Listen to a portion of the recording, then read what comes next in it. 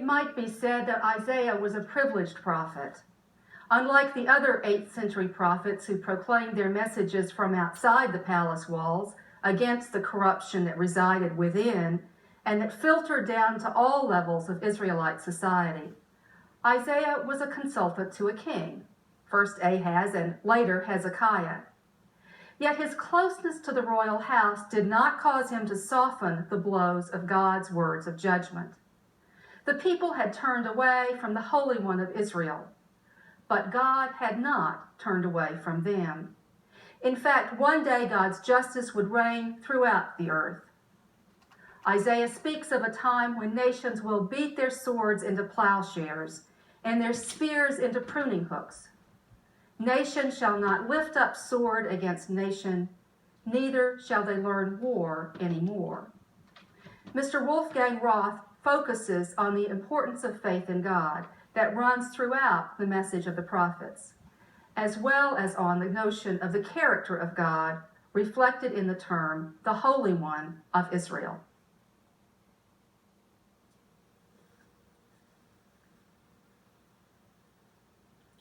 Holy, holy, holy is the Lord of hosts. The whole earth is full of his glory. You know these words of celebration well because we have been singing them in synagogue and church for centuries. It was Isaiah who first heard them in the temple in Jerusalem. In a vision, he saw the God of Israel enthroned in a heavenly court. There he overheard one of the winged seraphs extolling the divine splendor. But the prophet is overcome with fear. How can he, a sin-marked human being, encounter the divine face to face and yet live? Then one of the celestial beings touches Isaiah's lips with a burning coal from the altar. Now the prophet is able to hear a divine summons. It entrusts him with a puzzling mission. He is ordered to utter words of reproof that the people are destined to hear but not to understand. Then Isaiah said, "How long, O Lord?" And he said, "Until cities lie waste without inhabitant and houses without people, and the land is utterly desolate, until the Lord sends everyone far away, and vast as the emptiness in the midst of the land." The people will grasp the meaning of Isaiah's words only at some point in the future, when disaster and exile will overcome them. The emphasis on God's holiness is a hallmark of the biblical book of Isaiah. You will notice how Isaiah speaks of the sovereign power of the Holy One of Israel in several ways. Thus, when Jerusalem and its royal court tremble because civil war or a siege by the Assyrian emperor threaten, the prophet calls the people to turn to the Holy One for help and support. Reliance on human allies and their armies is in vain, because they represent flesh, not spirit. Or notice how exploitation of less powerful members of society at home, in the kingdom of Judah and the city of Jerusalem, is branded as denial of the Holy One. This is so because Israel's God is exalted by justice.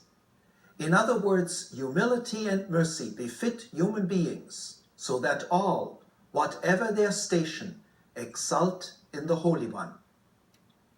Finally, consider how standing firm in faith is the invited response to the splendor of Israel's God, which radiates through creation. It is in the temple and its worship that the Holy One is present and accessible. This is why Jerusalem is the city of pilgrimage and assembly, also for those descendants of Israel's ancestors who have found a new home outside the land of Canaan, in Mesopotamia or Egypt, and later also in Asia Minor, Greece, or the Western Mediterranean. we encounter these and other aspects of the holiness of Israel's God expressed in Isaiah's powerful language. The prophet uses striking phrases, creative images, and even plays on words. Think of the condemnation of those who join house to house and add field to field, thus amassing real estate unjustly. Or recall memorable images, such as the wolf living with the lamb and the lion eating straw like the ox. Anticipations of a peaceable kingdom cherished ever since these lines were penned. Plays on words work only when the hearers know the language being used. One illustration may suffice. The Vineyard Song in the 5th chapter concludes with the Lord's disappointment in not harvesting good grapes. Instead of expected justice, there was bloodshed, a cry rather than righteousness. Now in Hebrew, the contrasting word pairs sound alike, except for one consonant, mishpat, mishpach, ze'aka, tzedakah. Clearly, Isaiah and his disciples were messengers from whom the word of the Lord demanded a creative use of word and image. The book of Isaiah is one of the longest among the prophetic books.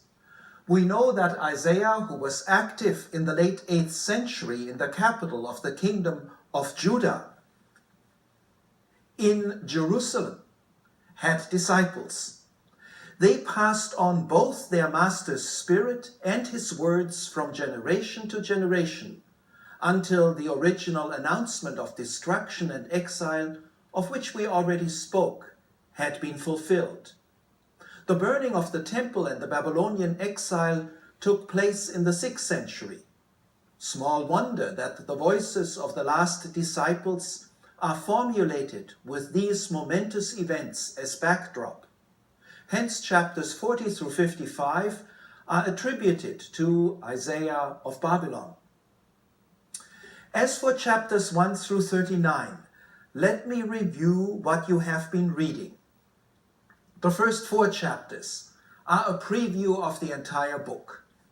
Its theme is simple. The citizens of Jerusalem and the people of Judah are increasingly failing in their mission. Estrangement from their divine Lord and reliance on their own strength and their allies' strength is bringing disaster. While God's zeal chastises them severely, divine mercy is already at work. The call to return to the Lord will be heeded and Zion redeemed by justice.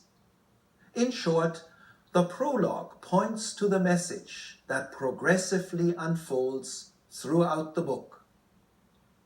Then 3 main sections, chapters 5 through 27 and 28 through 35, 36 through 39, show how divine interventions overcame 2 severe threats to Jerusalem's existence. The first is focused in chapter 7 and narrates how a threatened siege by the armies of the Israelite and the Aramean kings failed. The second siege occurred a generation later and is told in chapters 36 through 37. It was more serious than the first because now it was the army of the Assyrian world power who, to use the words of an Assyrian court scribe, had shut up King Hezekiah in Jerusalem, his royal city, like a bird in a cage.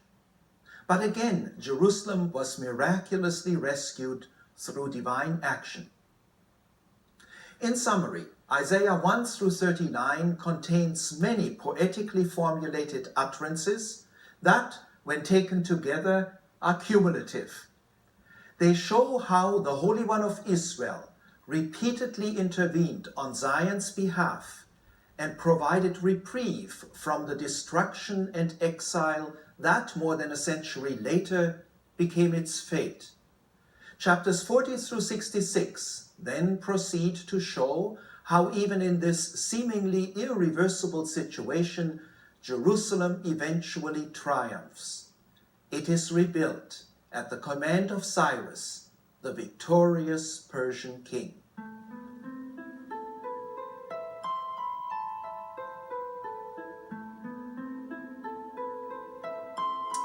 In the centuries that followed, the city of David became the symbolic center of worldwide Judaism.